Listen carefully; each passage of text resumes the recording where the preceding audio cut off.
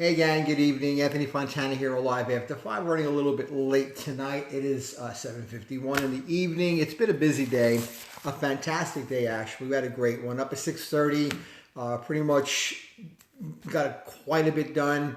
Nowhere near what I needed to get done, but got quite a bit done between that and the time that we left. We went to a party for my best friend Tom, childhood friend Tom Manis's grandson, second grandson, little Thomas, with the Natolis and with the Manises, and we just had a blast. I mean, anytime I get together with Tom, I know Tom since I'm only 15 years old. Hi, Sean, how are you? What's going on, Sharon? How are you? What's going on? Hey, Ricardo. I know Tom since I'm 15. I met them literally. They showed up on my street, Tom and Frank, some 45 years ago, and I literally met them just a few months after they became orphaned because their parents were killed by a drunk driver in Orlando while they were just about to start their Orlando vacation many decades ago. That's how I met them.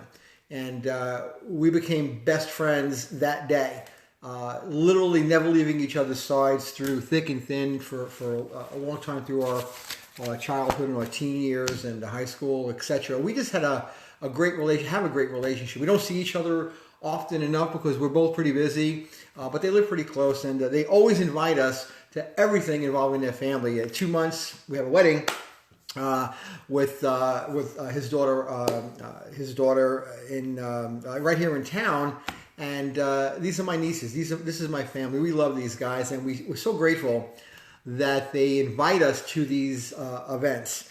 Amanda and Victoria, tremendous people. We have Sabrina, just three beautiful human beings.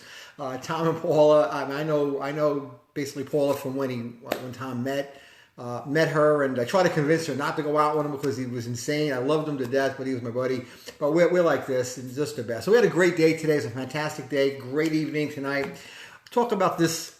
What I want to talk about is something that MJ and I have been watching, something she got me to watch really just earlier in the week. It's called The Kindness Diaries. Leon Logothetis is the producer of the show. And happy Easter, my friend. How are you? And the premise of the show, it's on Netflix, and the premise of the show is really very straightforward. I was reluctant to watch it, and I put off watching it for quite a long time. Because it just, the Kindness Diaries, he traveled around, getting help from people, and then he would help them back. And I just thought, it's a cliche. It doesn't, it's probably just going to be an overproduced show, like a reality show. Well, I was wrong. You have to watch this show. There are only 19 minutes per episode, 13 episodes per season. I think he's on to the second season. We just started the second season tonight, one episode of it. I gotta tell you, every single episode moved me. Now, MJ had already watched it, and true to form, she's already watched it. She's already gone through it.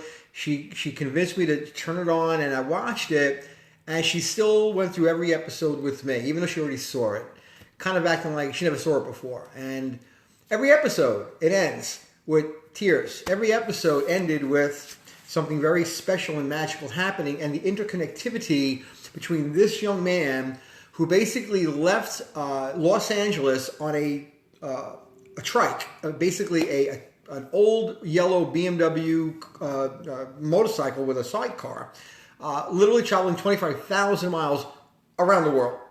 Obviously not driving completely around the world, but relying on the kindness of strangers, where he would arrive in a city driving, I guess you can get a few hundred miles on a bike's tank of gas, and he would drive several hundred miles a day on this thing, landing in town after town, and he would have to find a place to stay, and he would have to find food, and he would have to find help, and he couldn't take money. Now, he's a very successful, he left stockbrokerage, and he was very successful as a stockbroker. So in my mind, he has money, but he's not using it for this trip. Well, he gets into each town, and each town, there's always somebody that assisted him to maybe for a place to sleep. Obviously, it's a lot of editing going on because it's a lot of video, I'm sure, edited down. It's heavily edited, so there's a lot of rejection, and he shows some of that. But he always finds a place to sleep, always finds a hot meal, always finds a new friend, and that always leads to something else. be it a pet shelter where he decides to fund the entire shelter for 12 months in somewhere in Canada, or in, I think it was Bangkok, where a mother with her son, widowed, living in an open walled roofed structure in the middle of the woods over there, suffering from HIV, lost her husband to HIV. He decides he's going to help her. They're going to build a shelter, a house with a working toilet, working kitchen for this poor woman. The poverty and the way people live blew my mind. And in some of the richest cities that he went to, where he could barely get anybody to even give him a piece of bread, in the poorest cities, the poorest, he was able to get help. An Indian couple, pregnant woman, 2 kids, a 2-room house. The 2 rooms together were no bigger than half of this kitchen. There's half the kitchen's over there. I'm in the other half. Half of this is the whole apartment that they shared with each other with one bed. The 4 of them slept on the bed. Well, he comes into their picture. They feed him. They gave him that bed to sleep in. He's a god to them. Unbelievable. Actually, wasn't. I think that was in India. Story after story. And this guy was a rickshaw driver, an electric rickshaw, a little yellow electric rickshaw. And Leon and his partners bought this guy his own rickshaw because he was paying 500 rupee a day for the rickshaw rent and try to feed his family and give them an education. Another couple somewhere, I forget the country now, where he decided to fund the education for this other couple's 2 little kids. Amazing stuff. Kindness Diaries. And if you look at the beginning of the post for this particular video, good flows through us, but it's our job to let it do so. And it was so, it was so obvious and evident of the happiness and the joy that this man is bringing to other people. Hi, Gigi, what's going on, brother? How are you? Appreciate you. Hi, Irene, how are you? Good to always see you here. So I suggest you watch the show. It's 19 minutes of your time. Maybe it'll give you an idea. Maybe it'll be very simple. I mean, one of the last episodes, he is somewhere in Alaska, and or the Yukon, and he ends in Canada, I guess, having driven down from Alaska into this cold, bitter climate, and he meets a man who takes him in, feeds him, stories, beautiful man who just, kindness, it just flows. It just flows. And when it gets cut off, I think that's a tragedy. I truly think it is. You know, MG and I are sitting there thinking, God Almighty, we are happy Easter, Pedro. We are beyond blessed. I mean, I don't even know how to describe some of the situations that we saw people in.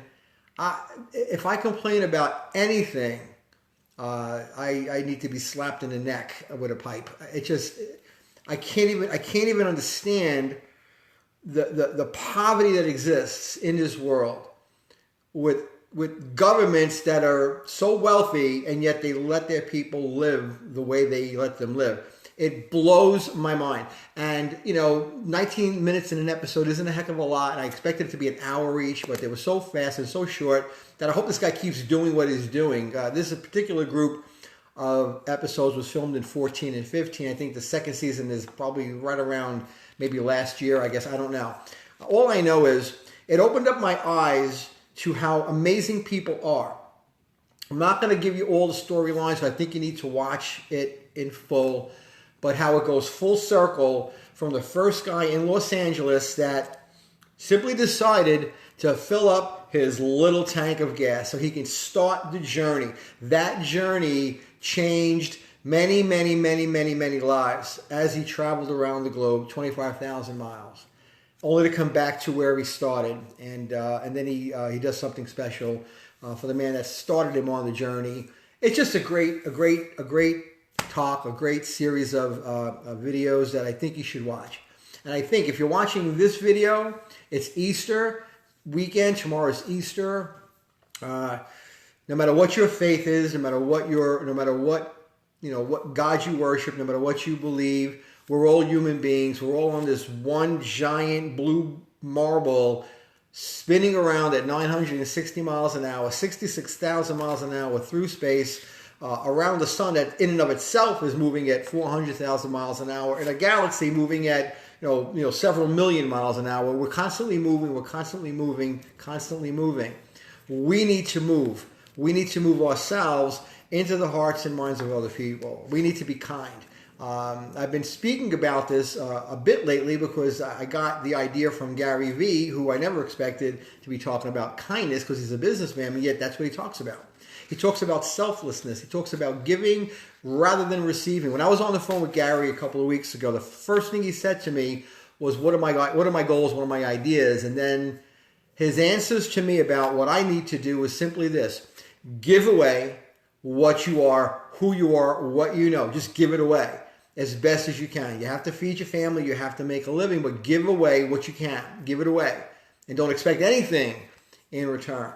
And MJ and I have been trying to do that, but the Kindness Diaries kind of focus like a laser beam, and we are going to be putting together some really cool things to do with each other, for other people, as gifts of ourselves to them. So join me in doing that with anybody that you think has a need. Maybe it's somebody, an 82-year-old guy in the grocery store with, a tomato and a quart of milk, and he's walking up to the self-checkout line. Why don't you take care of that bill for him? Why don't you do that? Why don't you reach out to somebody that maybe needs a phone call? Somebody that you haven't spoken to in a while that maybe needs a phone call, but you're not connected anymore for whatever reason. Do something out of the ordinary. Take care of someone else. Don't look at yourself. Don't look for something back from it. I'm going to tell you right now, it will come back to you 1,000-fold. So with that, I'm going to say goodnight. I'm going to finish my coffee, and we do truly love you guys. And if I can do anything to help you, you know how to find me. I'm always here. I'm always around. Just reach out and touch. We love you guys. Have a great night.